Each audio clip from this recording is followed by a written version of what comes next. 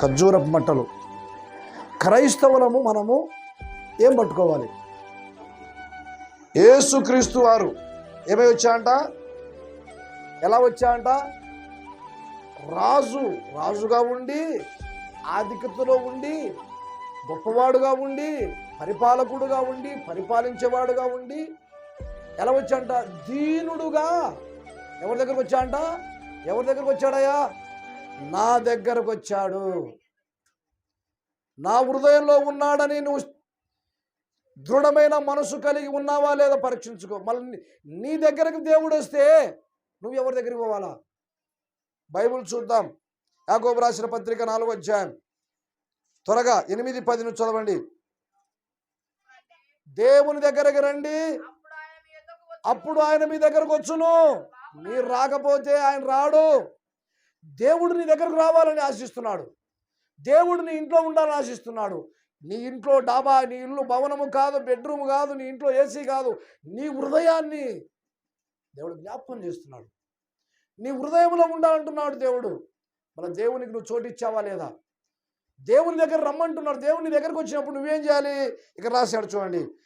దేవుని యొద్దకు రండి, అప్పుడు ఆయన మీ యొద్దకు వచ్చును.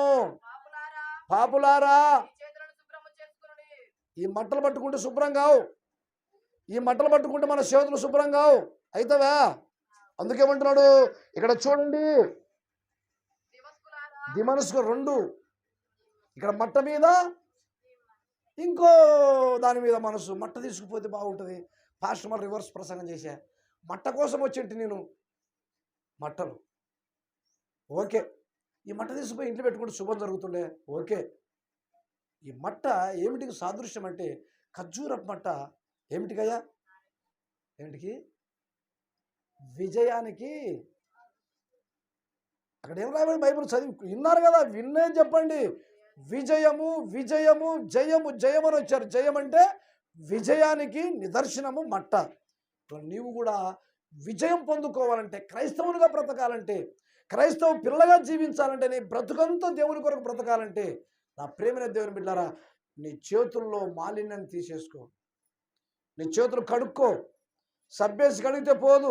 ఈ చేతితో మట్ట పట్టుకున్నావు, ఈ చేతితో ఇద మట్ట పట్టుకున్నావు, ఈరోజు జయన్నావు, మరలా పోయి పాపిష్టి కార్యాలు చేశావు ఈ చేతులతో. ఈ మట్ట ఏముంది? ఈ మట్ట ఏమని చెప్పాను నేను? చూస్తున్నారా మీరు? నీకే.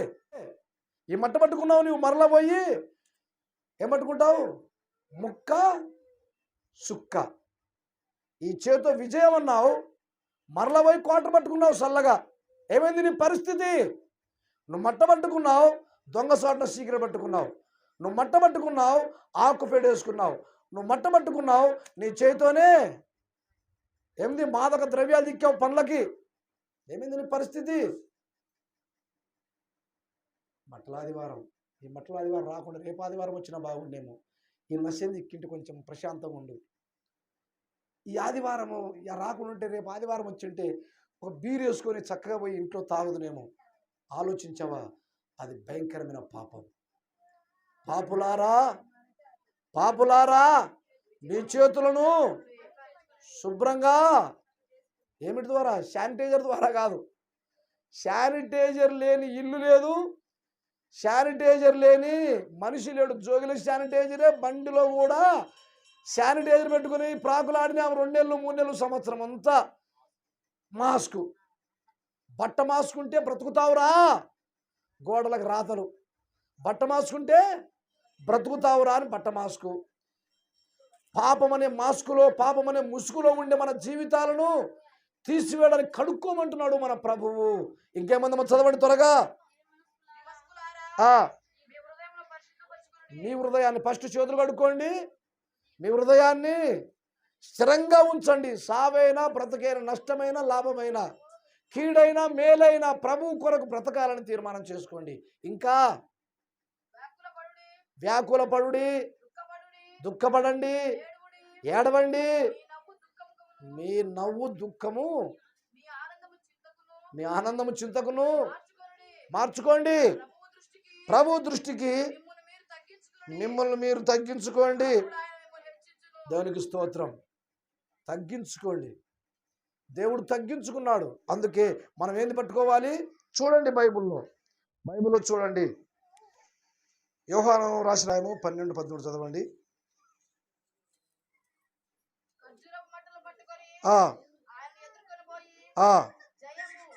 జయము స్తుతించబడును గాక అని కేకలు వేశారు. భయం ఉంది. భయము. ఏమిటి భయపడుతున్నావు నువ్వు? ఏమిటి భయపడుతున్నావు? రోగం వస్తే భయము, అప్పులంటే భయము, పాపం అంటే భయం లేదు, తప్పు చేసేది భయం లేదు, లోకములు విచ్చలవిడిగా జీవిస్తే భయం లేదు. తల్లి కల్లుడు ఏం చేస్తున్నాడు? భయపడకుండా విచ్చలవిడిగా జీవిస్తున్నారు. మరలా ఆదివారం వచ్చి ఈరోజు మట్టలు పట్టుకున్నావు. జయం విషయమే. ఈ మట్టలు కావచ్చు, కానీ ఈ మట్టలు పట్టుకున్న నీవు నీ చేతిలో శాశ్వతంగా ఏముండాలో తెలుసా? కీర్తనలకారుడు అంటాడు. ఈ మాట చూడండి, 149 కీర్తన 19వ వచనం. 9 149:9 తీర్పు ఉంది. తప్పు చేసినోనికి, నేరస్తునికి తీర్పు ఉందా లేదా? నేరం చేసేవానికి తీర్పు ఉందా లేదా? మనకు కూడా తీర్పు ఉంది. ఆ తీర్పు ఎలాంటి తెలుసా? నా ప్రియమైన దేవుని బిడ్డలారా, మనం ఏంది పట్టుకోవాలి? క్రైస్తవులం మనము. కానీ మట్టలు పట్టుకుంటే ప్రయోజనమా? ఇవి శాశ్వతంగా ఉంటున్నాయా? ఉండవు. అందుకే చూడండి, విధింపబడిన తీర్పు వారి మీద నడుపుటకును వారి చేతిలో 2 ఇంచుల ఖడ్గం ఉండాలి. మన చేతులు ఏముండాలి? హల్లెలూయా, దేవునికి స్తోత్రం. నీవు విజయంగా ఉండాలంటే, నువ్వు మానసికంగా కృంగిపోతున్నావేమో, సమాధానంగా ఉండాలంటే, సంతోషంగా ఉండాలంటే, కృంగిపోకుండా నీవు విజయోత్సవాన్ని, విజయ పతాకాన్ని, విజయం అనే జెండాని ఎగురవేయాలంటే ఏ జెండా కింద ఉంటావు? లోకం అనే సంబంధమైన జెండా కింద ఉంటావా? క్రైస్తవుని జెండా కింద ఉంటావా? శిలువ జెండా కింద ఉంటే నీకు విజయం. ఇదేమంటదంట? 2 ఇంచుల ఖడ్గం. ఒకటి పాపాన్ని చేయొద్దు చెప్తుంది, రెండవది నీతిగా బ్రతకమంటుంది, తగ్గింపుగా ఉండమంటుంది, సంతోషం సమాధానం ఇస్తుంది ఈ పుస్తకం. అందుకే నా ప్రియమైన దేవుని బిడ్డలారా, నీతిగా బ్రతకమంటుంది, తగ్గింపుగా ఉండమంటుంది, సంతోషం సమాధానం ఇస్తుంది ఈ పుస్తకం. అందుకే నా ప్రియమైన దేవుని బిడ్డలారా, బైబిల్లో రాయబడింది. ఎందుకు ఇంత క్లుప్తంగా చెప్తున్నా అంటే, దేవుడు చెప్తున్నాడు చూడండి. పేతురు రాసిన పత్రిక 1 అధ్యాయం 24 వచనం చూడండి. 1 పేతురు అపోస్తుల ఈ గ్రంథకర్తలు రాసిన ఈ భాగంలో చూడండి. 1 పేతురు, మనిషి భూమిపైన ఉండే మనుషులందరూ శరీరులే. ఇత్తడి శరీరం కాదు, ఇనప శరీరం కాదు, మట్టి దేహమే మనది. గడ్డి పోలిన వారు. ఇదేమిటిది? ఇదేమంటావు నువ్వు? గడ్డి.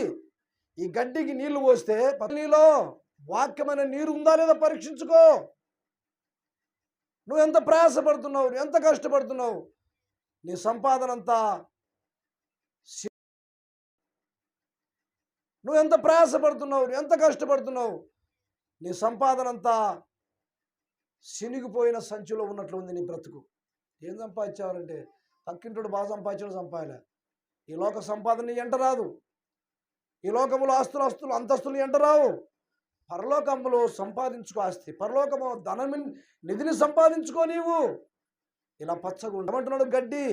గడ్డిని గురించి పోలుస్తున్నాడు. సర్వ అందమంతయు అందంగా ఉన్నావు. అందం లేకపోతే ఏం చేస్తావు? నువ్వు అందంగా కనపడతావు. పెళ్లి కూతురు, పెళ్లి సంబంధం రావాలని ఏం చేస్తారు? నల్లగా ఉన్నా 3000 ఖర్చు. ఏముందంట? అందమును గురించి రాశాడు. ఏముంది? సర్వశరీరులు గడ్డి వలె ఉన్నారు రాశాడు. ఇంకేముందమ్మా? గడ్డి ఎండును, దాని పువ్వు రాలును. దేవునికి స్తోత్రం. ఇది శాశ్వతంగా ఉండేది. ఇది పట్టుకోండి, ఈ పుస్తకాన్ని పట్టుకోండి. మీరు దీని ప్రకారం నడవండి. నా ప్రియమైన దేవుని, మీరు ఫిలిప్పీలకు రాసిన పత్రిక పౌలు గారు చెప్తారు. 2వ అధ్యాయం 16వ వచనం చూడండి. ఫిలిప్పీలకు రాసిన పత్రిక 2వ అధ్యాయం 16వ వచనంలో చూడండి. ఏమనుంది? మట్టలు పట్టుకున్నావు, మాడి మసిపోతున్నావు. ఎట్టి జనం మధ్య? నీ ఇరుగు పొరుగు వారి మధ్య, లోకములో ఉండే జనం మధ్య ఏం పట్టుకోవాలి అమ్మా? ఎంతమంది దగ్గర ఉంది జీవవాక్యం? చూడండి, ఇటు చూపించండి అమ్మా, దేవుడు చూస్తాడు. ఇది పట్టుకుంటారా, ఈ మట్ట పట్టుకుంటావా? తర్వాత అడుగుతా ప్రశ్న. మట్టలు ఇస్తా, బైబిల్ ఇస్తా, ఓ ఫోటో తీసుకుంటా, ఒకవేళ బ్రతికుంటే మళ్ళీ నేను ఆ రోజు ప్రశ్న, ఏమ్మా ఏ మట్టలు పట్టుకుంటేవి, 2 తీర్మానం చేస్తేవి. చూస్తున్న మీరు కూడా ఒకవేళ బ్రతికుంటే మళ్ళా సంవత్సరము అందరినీ ప్రభు అడుగుతాడు. ఏం పట్టుకోవాలంటే మనము జీవవాక్యాన్ని ఏం పట్టుకోమంటున్నాడు దేవుడు? జీవవాక్యాన్ని చేత పట్టుకొని లోకములో జ్యోతుల వలె కనబడుతున్నారు. అందువలన నేను వ్యర్థముగా పరిగెత్తలేదనియు, నేను పడిన కష్టము నిష్ప్రయోజనము కాలేదనియు. ఏమంటా? క్రీస్తు దినముంది, ప్రభు రాకడుంది. ఆ దినములో సేవకుని గురించి కూడా చెప్పాడు ముఖ్యుల రవి. ఏం చెప్పాడు? సేవకుని గురించి కూడా. సేవకుడు శ్రమ పడుతున్నాడు, ఆ శ్రమకు ఫలము పరలోకములో ఉంది. ఈ లోకములో కూడా అనుభవించాలంటే మీరు ఏం చేయాలి? మీరేం చేయాలి? ఏం చేయాలమ్మా? గొర్రెలు ఏం చేయాలి? ప్రార్థన చేయాలి, ఇంకా పరిగెత్తాలి, ఇంకా ఏం చేయాలి? ప్రయాసపడాలి, సహకారులుగా ఉండాలి, సహకారులుగా ఉండాలి. ఆత్మలను సంపాదించేవారుగా ఉండాలి, ఆత్మలు ఆర్పేవారుగా ఉండకూడదు. సంపాదిస్తున్నారా? డబ్బు డబ్బు డబ్బు డబ్బు డబ్బు జబ్బు. ఆ డబ్బే ఒకరోజు జబ్బు వస్తుంది. ఆ డబ్బు ద్వారా నువ్వు ఎంత ఖర్చు పెట్టుకున్న జబ్బు నయం కాదు. చివరకు జకరియా గ్రంథములు అంటాడు దేవుడు, దేవుని ఉగ్రత దినమున, దేవుని ఉగ్రత దినమున నీ వెండి నీ బంగారాలు నీ ప్రాణాన్ని అస్సలు కాపాడవు. ముస్కాకి పాయా ఇప్పుడుండే కదమ్మా, పోయినాడా? పోయినాడమ్మా, పోయినాడు, పోయినాడమ్మా, పోయినాడు. యాడికి పోయినాడమ్మా? నరకానికి పోయినాడా? ఇప్పుడు పోయిందా ఆమె? పోయిందా? యాడికి పోయింది? ఆడే ఉంది బాడీ, పోయింది. ఏంది పోయింది? ఆత్మ. యాడికి పోయింది ఆత్మ? ఓ అనుసరించు, విజయానికి చూపించు. ఇది దీన్ని శాశ్వతంగా మూలకి పెట్టి దాన్ని పూజ చేసుకుంటూ ఉండొద్దు. ఇది పట్టుకొని దీని ప్రకారంగా అనుభవిస్తే ఏముంది? నీ రాజు నీ దగ్గరకు వస్తాడు. ఆ రాజు దగ్గరకు వచ్చేటప్పుడు నీవు దీని ప్రకారంగా జీవించు, దీని ప్రకారంగా బ్రతుకు. ఎలా ఉండాలి తెలుసా? కీర్తనకారుడు స్పష్టంగా చెప్పాడు. 1వ కీర్తనలో 3వ శరణంలో చూడండి, ఏముంది? అదొక్కటి చాలు మనకు హృదయంలో ఉంటే ఏమొద్దు. మనకు అదొక్కటి చాలయ్యా. ఈ వాక్య ఎట్లా? యెహోవా ధర్మశాస్త్రమును ధ్యానించువాడు నీటి కాలువల ఏరును నాటబడిన ఆకు వాడక తన కాలమందు ఫలమిచ్చు చెట్టు వలె ఉంటాడు. బైబిల్ పట్టుకో, దీని ప్రకారంగా జీవించు. జీవవాక్యాన్ని పట్టుకో, జీవవాక్యాన్ని పట్టుకో. జీవం ఇస్తుంది వాక్యము, రక్షిస్తుంది వాక్యము, పాపములో నుంచి విముక్తిస్తుంది, చెడు వ్యసనాల నుంచి విడిపిస్తుంది, పాపము నుంచి నీ పాపిష్టి కార్యాల నుంచి దేవుడు క్షమిస్తాడు. ఎందుకు? దేవుడు దైవమానవుడుగా వచ్చాడు ఈ లోకానికి. ఆయన చనిపోయాడు. మట్టలు పట్టుకునేది గొప్పతనం కాదు, కానీ బైబిల్ పట్టుకోవడం గొప్పతనం. ఇది మతం మార్పిడి కాదు. మొన్నటి దినం 3 పాస్టర్లు, 3 కదా, 4 పోయినాం. అగస్టిన్ పోయాం. సువార్త చెప్పాలని ఆశతో పోయినాం.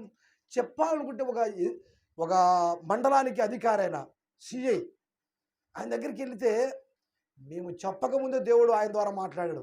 ఆది కాండము ఫస్ట్ బైబిల్లో ఏముందని అడిగాడు. బైబిల్ ఇచ్చినాను, ధైర్యంగా పోయి బైబిల్ ఇచ్చిన, తెలుగు బైబిల్ ఇచ్చిన కొని ఇచ్చిన.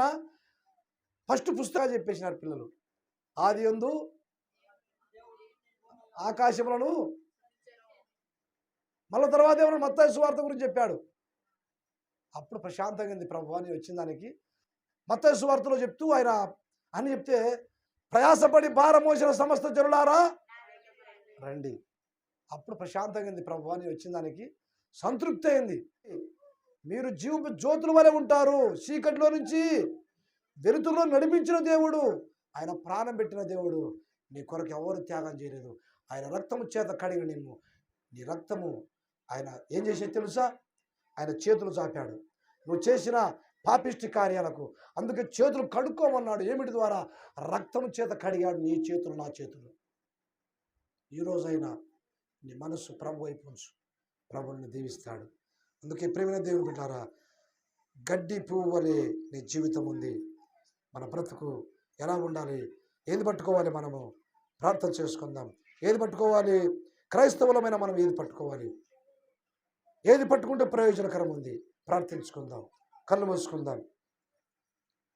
పరిశుద్ధుడైన తండ్రి, జీవము కలిగిన దేవ, స్తోత్రాలు. శ్రేష్టమైన సమయంలో మాట్లాడాం. క్రీస్తు పిల్లమైన మేము, దేవుని పిల్లమైన మేము తండ్రి, మేము పట్టుకోవలసింది ఏమిటిది? రెండించుల ఖడ్గం, జీవవాక్యాన్ని పట్టుకోమన్నావు. ఎంతోమంది రాలేకపోయారు, తృణీకరించబడ్డారు. ఈరోజు వచ్చిన బిడ్డలలో శ్రేష్టమైన మాటలు వినిపించావు. నీకు స్తోత్రాలు. ప్రతి హృదయంలో ఫలింపచేసి నీ మహిమార్థముగా వాడుకోమని క్రీస్తు యేసు నామమున అడిగి వేడుకొనుచున్నాము తండ్రి. ఆమేన్.